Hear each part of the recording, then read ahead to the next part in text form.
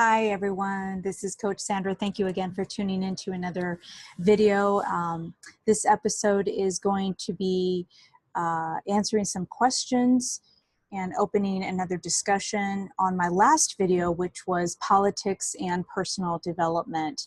But first, let me start out with something that I actually wrote on one of the platforms. And I can't get my notes up. Sorry about that. So I say here that, here we go. So I say true authentic living is the unquenchable thirst to drink from the fountain of knowledge and truth. Be like a child, curious and open, playful and wishful.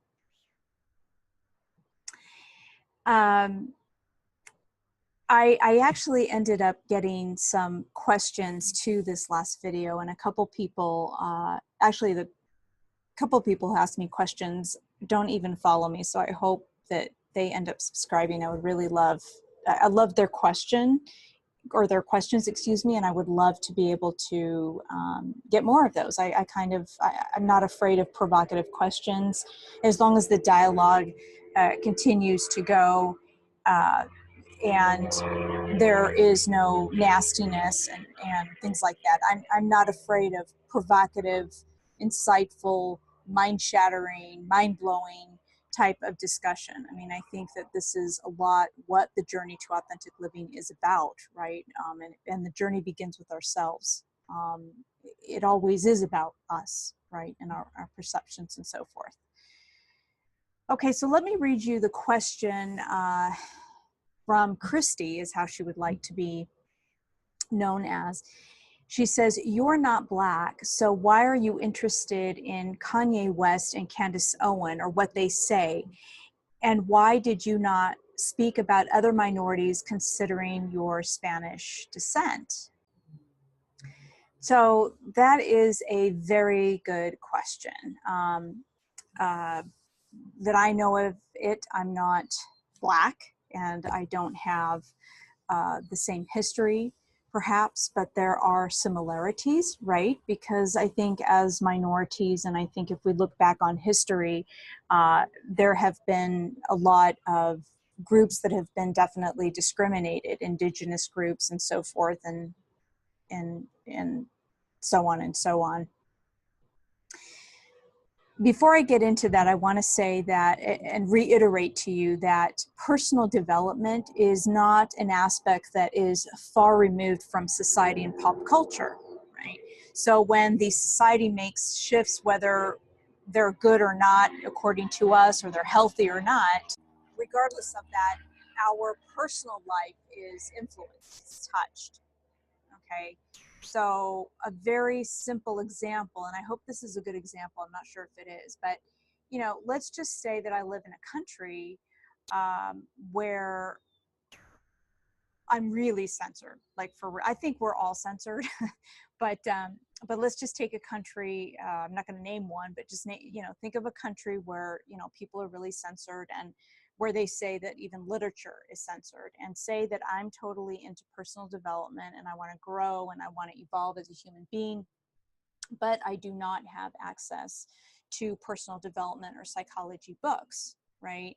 And so no matter what, I have to sort of accept that if I go for it, if I find a way to get a hold of these books or this literature, my life could either be on the line, because if the law says this, if the political vibe says this is not what is cool, then I'm unable to do anything about it. So I either risk my life if my life is on the line, or maybe just even be, somebody might come to my home and address it, or I might be warned maybe, or something like this.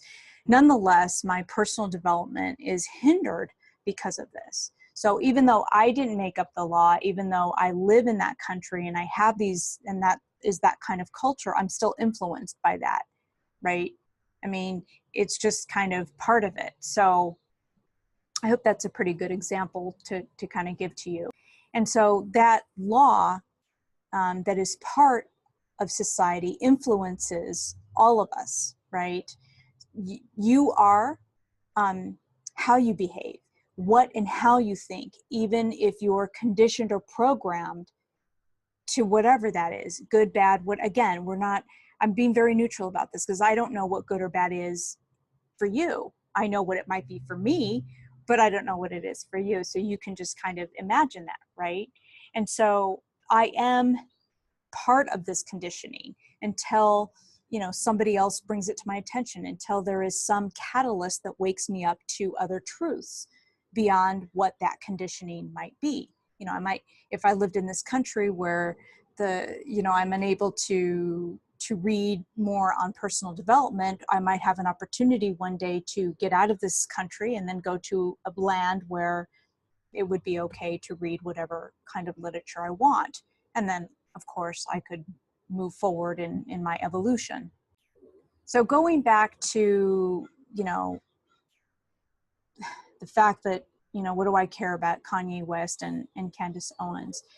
I'm interested in many Black thinkers that go against the grain right now. But just in general, when I think about people that I've read about and have researched, even the controversial Malcolm X, that would be maybe for another discussion. I think he was completely misunderstood. I've read a lot of his writing.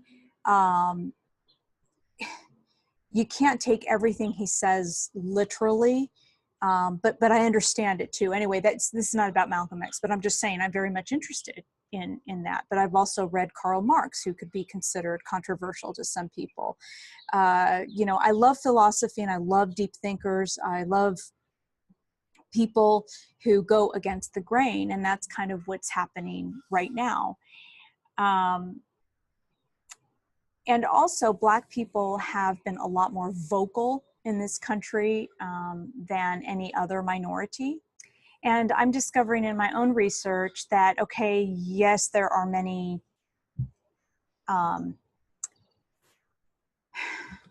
there's political identity within that group, but I'm finding a lot of free-thinking Black people and free-thinking Latinos, for example, where we're not, one extreme or the other, okay? And I honestly, I think this and I feel it sort of with my intuition that actually Black people are going, the more free-thinking Black people we have, okay, that's who I'm actually addressing here. People like Candace Owens and even actually conservatives. I'll even add them because we're so accustomed to having minorities be Democrat or left-wing. So let's talk about people who are libertarian, who are free thinkers, who can be conservative on some issues and then liberal on other issues, and or who are just conservative, okay? So I actually believe and feel that Black people are the voice for other minorities that happen to be in this category, I guess. And I feel like I'm one of those people. I've mentioned before that it is kind of scary to go out there, and to share certain opinions that go against the grain, because as a woman and a Latina, there's a certain expectation with that. And again, it wasn't within my family because we certainly weren't that way. We have conservatives. I've already mentioned this. We have this gamma of different people who think very differently, capitalists to socialists and everything in between. But when I walked out into the real world, I realized that that wasn't so. And I gave the experience of the Chicano movement, or the classes that I took in Chicano studies. And for some of you who don't know that, just go ahead and look up Chicano studies or, Wikipedia that. So I really think that Black people are the voice, or the new free-thinking Black people are actually the voice to the rest of us. And I think it's very exciting.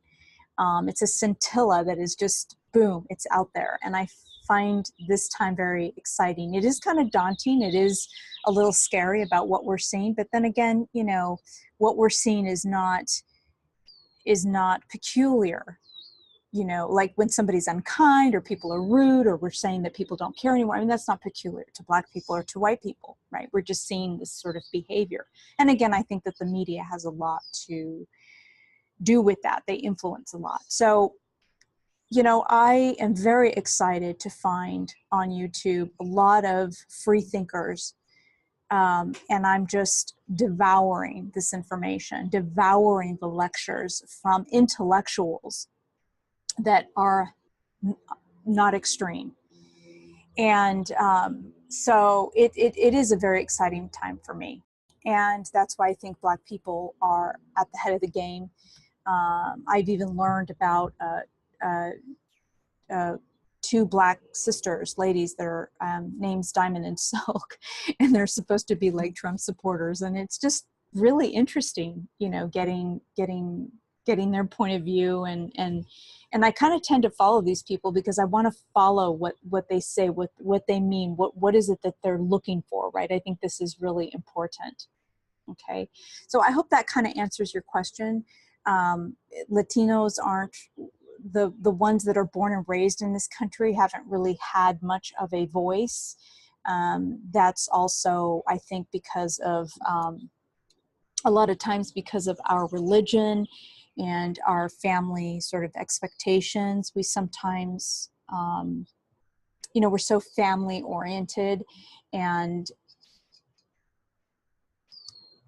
we follow more tradition, you know, and most of us, not all of us, tend to also come from Christian backgrounds and Catholic backgrounds. And that in itself can be very stifling. It's very conformist, right? And so that may play a part. You know, maybe I'll do another video if some of you are interested in knowing a little bit more about that.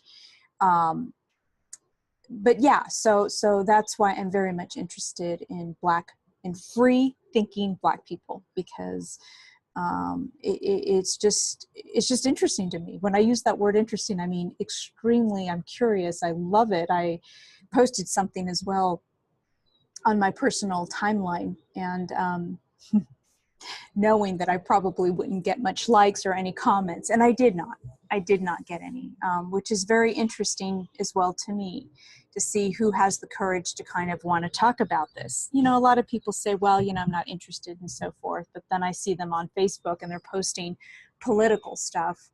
But it's a time to wake up. It's a time to wake up, and we need to critically think about things, about issues that are out there. They're, you know, when I look at the structure, when we look at Black and white, right? So like the Caucasian and the Black race, right? That's Black and white. And then also when we start trickling down, even the issues are Black and white. Well, they're not Black and white, people. They're not. There's so many more nuances to, it's complex. Issues are very complex. I want to also comment, leave that question and then segue into that. I also have been very vocal that the victim mentality is a very dangerous thing, in my opinion. Group identity, like political identity, can really, really set us back. And it sets us back because of what I just mentioned, you know, the Black and white. You're either with us or against us.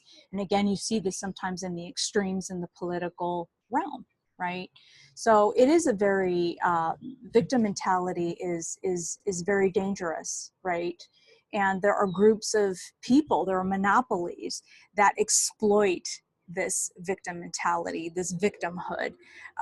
There are organizations that also exploit this because they wouldn't probably exist if it weren't for more promoting this this group identity, or this political identity, if you will.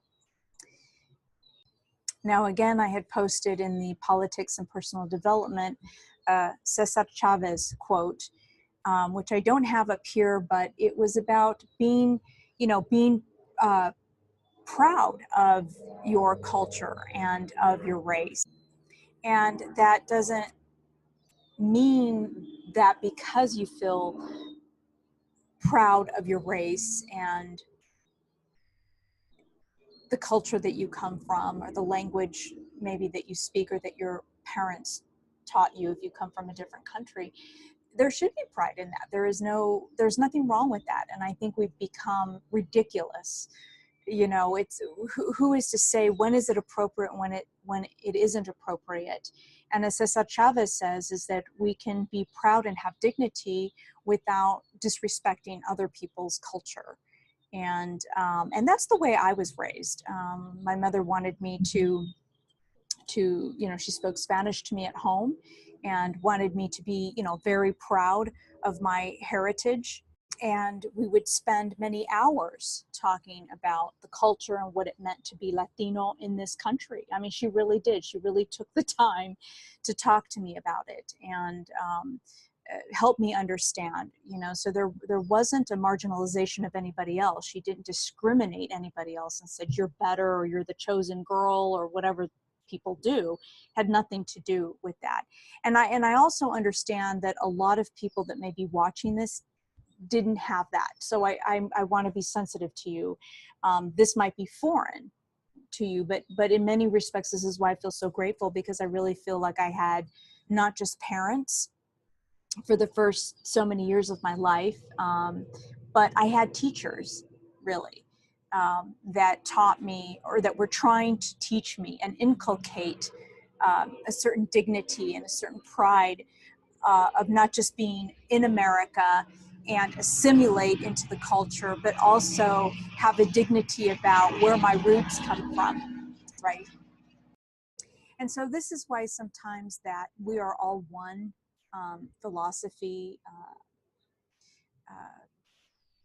that we see often, it's a beautiful, it's a beautiful thing to say. I think we are. I think on some level we are all one.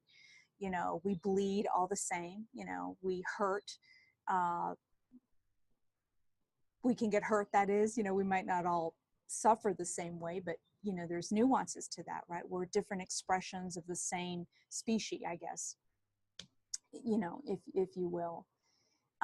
So it's really important to celebrate our uniqueness. So there's a lot of contradiction going on. Even myself, I sometimes have to sit back and say, well, first they say, you know, that we need to celebrate our differences, our uniqueness. And then at the same time, it's like, if we decide that we're going to be unique, you know, but then we're all one. And, you know, we all have rights. I believe we all have rights, but we're not completely equal. And I hope that this comes across as not in a bad way when I say that. Let me give you an example of what that means to me so that you don't freak out.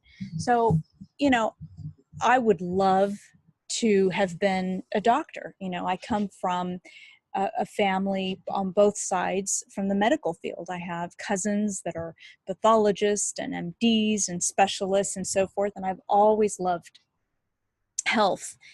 And but you know, I wasn't cut out for it. Not that I tried, but I just wasn't there at the time when I was younger. You know, to go to school and have to, you know, learn all this. Math isn't my strength, and I just wasn't there. You know, I was more like a humanities philosopher type of individual, and things like that, right?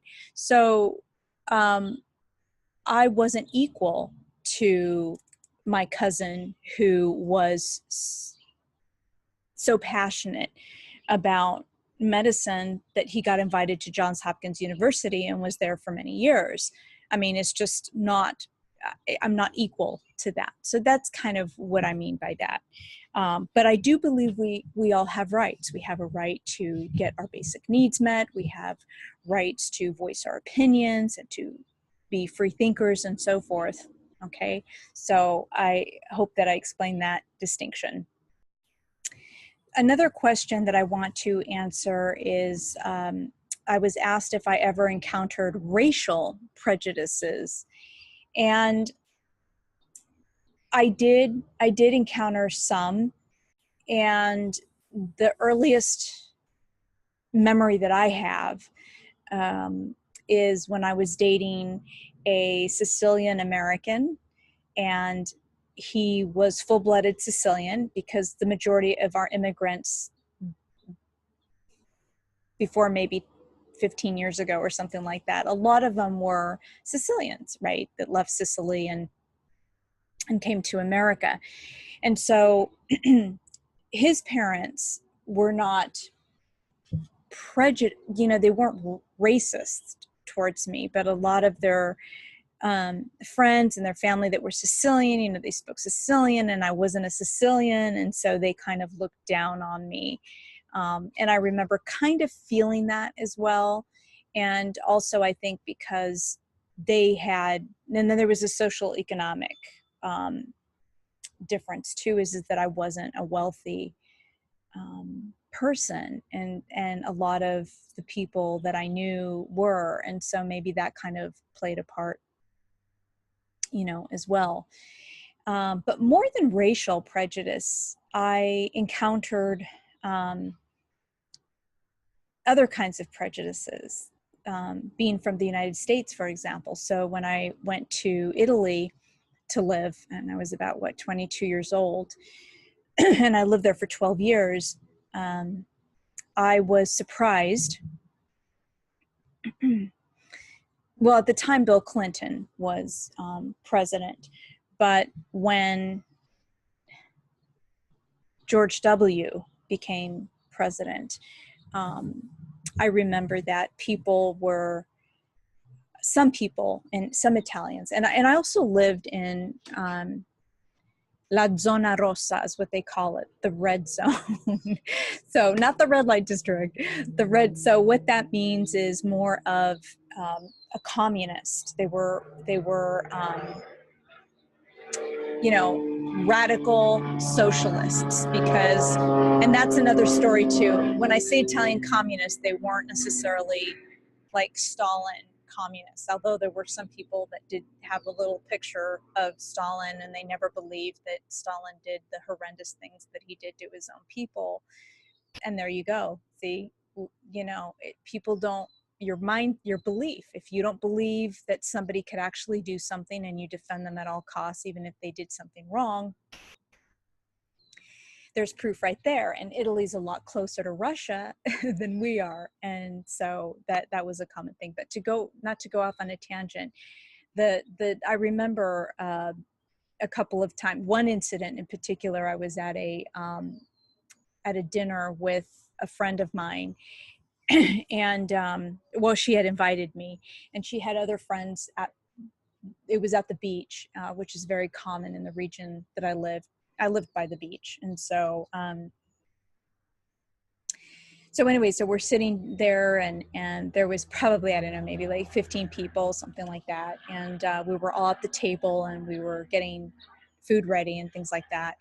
And I don't know how the discussion came up, but I remember one gal, she was so angry. I mean, she got so emotional, and she started to kind of curse and say all that. I don't really remember everything she was talking about with Bush, but she was blaming me, actually.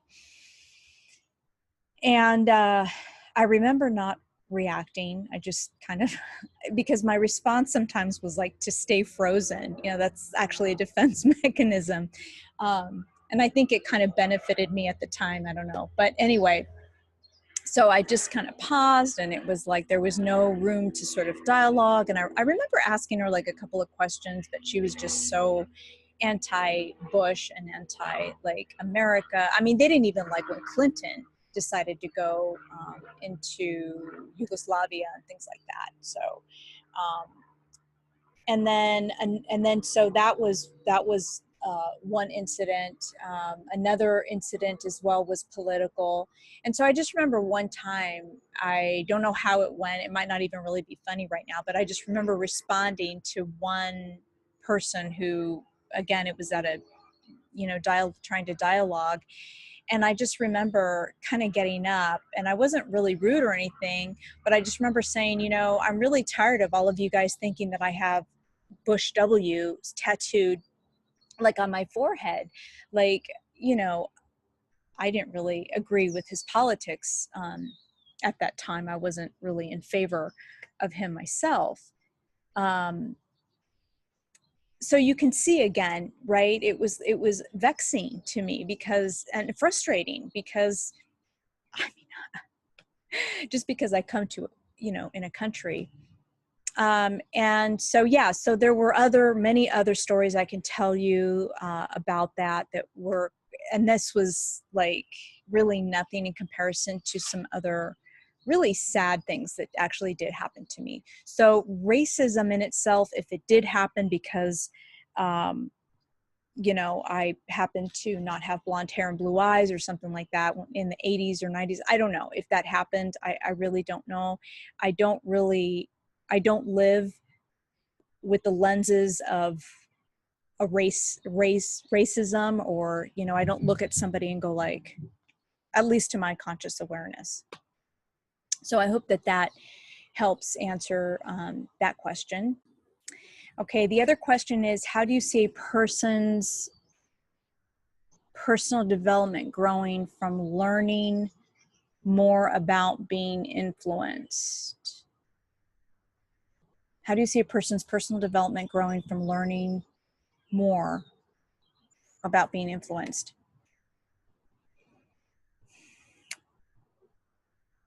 We were just talking about prejudices. So the first place to begin, in my opinion, is awareness of your own prejudices, your dislikes and your likes. And you have to be very honest about it. I would be a hypocrite to sit here and tell you that there weren't times where I would get upset about something that I saw that was about a group of people, maybe even my own, even Latino. Sometimes it's like I roll my eyes or I hear something about different groups. So I have an intolerance to, and this is something I'm aware of. I believe that the whining and the complaining can only go so far. And that I believe that being angry about it, or remaining in anger in any situation, is definitely not good for us as individuals, and it's not good for maybe the group of people that we're with. I think dialogue and discussion is extremely important.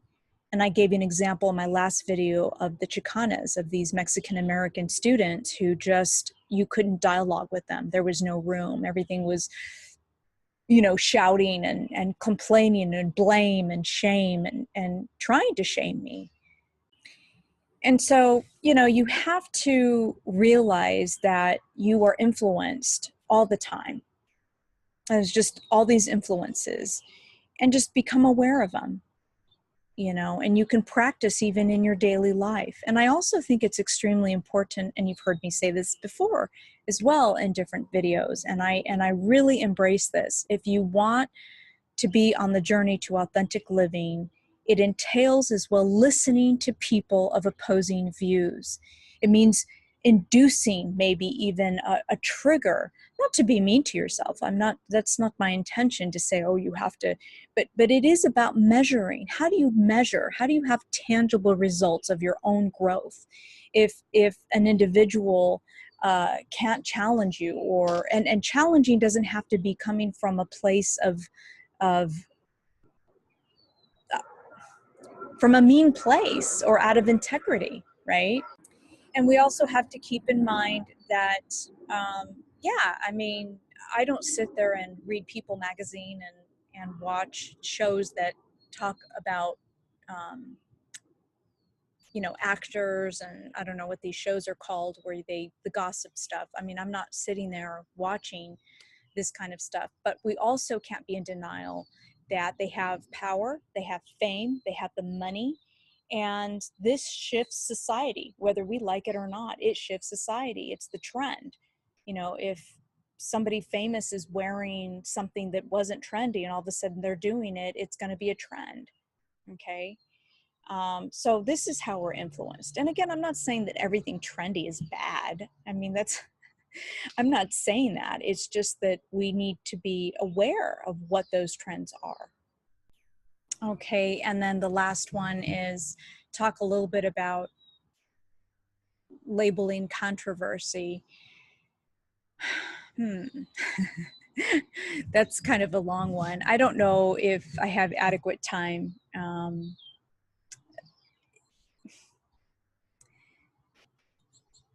You know, there are parameters of protection around an issue, a people, an idea that we've made as well. You know, I haven't, but as a society, here you go again. Talk about, let's talk again, let's tie back into, you know, why should we care about this or about that? And it's because, again, we have created, or we've allowed people, whoever those people are, could be a list of people or an organization or a monopoly, because they do unfortunately influence us. You know, somehow use a people or an issue or an idea and make it untouchable. And it kind of ties into that sort of victimhood that I was sort of talking about. And thus we have the controversial label. It's not okay today, and it hasn't been for a while, but it's especially very, very touchy. It's not okay to discuss hidden and taboo realities within a group, especially when they regard, or when minorities are considered. And to be honest with you, this is not authentic. This doesn't help. There are issues and that we need to talk about within a society, within a society. You know, just like, for example, in the state of Utah, you know, you have these religions that that um, where people are polygamists, which is also an interesting subject. And not every Mormon, obviously, is a polygamist, but there are some people that believe in polygamy, for example. And we weren't talking about this up until some years back, right? I mean, it's not really a main hot topic to talk about even now, but that reality exists. The reality that in inner cities, like in Chicago, and that's what a lot of Blacks are talking about now. It's like Obama was in office for all these years and Chicago is still the way it is, right? Even saying this right now, some of you may be listening, may be even triggered by me saying that, but it's the truth. Or when we talk about undocumented people in this country, they're not just Mexicans. In fact, Mexicans have gone down quite. I mean, we're talking about Central Americans and or people from other countries. It's not a question of just human rights and we don't want people, because what a lot of people say is, well, you're a racist. But if you really want dialogue, if you really want to have dialogue, we have to understand the issue from more than just you're either with me or you're against me. There are actual economic and societal negative implications. But if I had more time to talk, I would say, well, here's something else to take in consideration, because the people that were born and raised here, that were brought into this country as children, let's just say the ones that are about 30 years old, I'm just kind of, you know, the DACA, right? Yeah, I mean, they're in a different category than people that are coming in right now. They're in a completely different category.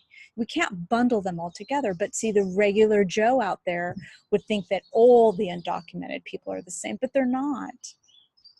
And that's the problem we have, is we need to talk about these things. We need to talk about the inner city, what's going on with the shooting. People want to control certain, you know, the Second Amendment and, you know, the guns and all that stuff and everything. And that's fine. People can do that. I mean, that's, I myself feel that we need to have better control. Uh, but we also can't deny in some of the Black and Latino communities, they're killing each other every day. And then we pick out this one kid and then say he's a white supremacist or something like that and wanted to, do you know what I mean? So I'm trying to kind of open your mind just a little bit. We cannot pick and choose what we want to talk about because it's uncomfortable. If we really care about, this is just my opinion, if we really care about humanity and we really want people, some of us really want to help empower people. That's what we're doing. That's even right now, I'm doing this because I want to help empower you. I don't care if you believe me or not. You can research whatever you want on your own. I mean, not that I've given you a lot of information here on politics, but the point is to empower yourself, is to have the knowledge, to know what the facts to the best of your ability, because some things we just won't know, you know, at 100%. But yeah, we need to talk about uncomfortable things. We do need to talk about abortion. And by the way, abortion isn't like this or that. There are women who have to have abortions that don't want to because of health reasons, maybe. So I'm just, it's not about, you know,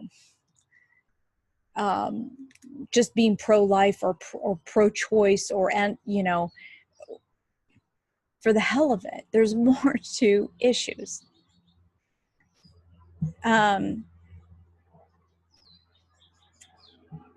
So it's about opening our minds. It's about going onto maybe even YouTube, finding people that are out there that are going against the grain. It's listening to things that we think are uncomfortable, but we need to talk about.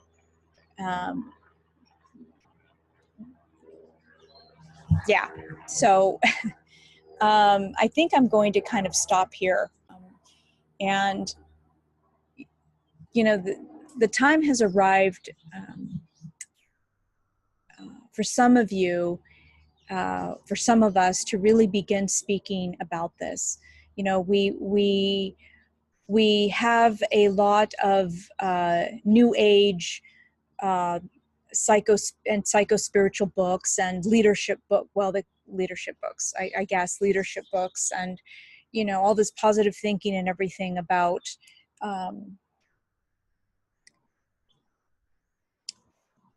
self-esteem, and we go to therapy to gain self-esteem and self-confidence, and we love the word empowerment, and we love to think for ourselves, and we just got to think for ourselves, right? Because we were so stifled by our parents or by our family or by our religion, and we didn't have the choice. There are a lot of people out there that are writing books that are mainstream. I'm not going to name them because I don't want to, like, I don't know, be sued by them or something. But there's a lot of even women authors that are writing about empowerment and authenticity and things like that. And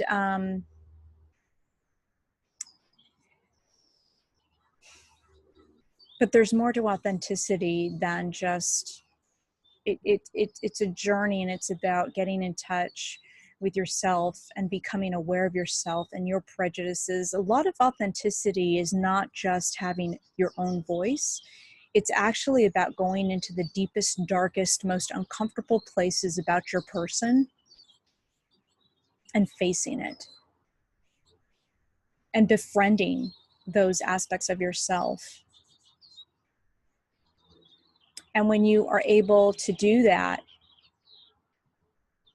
there is an empowerment that is palpable, right? It's extremely liberating. It's a liberation of the mind. And it's a beautiful thing.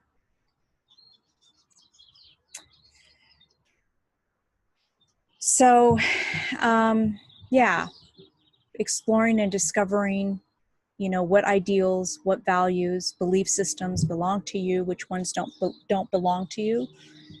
You know, this is really all of it. So I just really thank all of you for your questions and the opportunity to sort of flesh out loud all of this. And again, open to any other questions. Thank you again for listening. And I'm encouraging you to live authentically. Take care.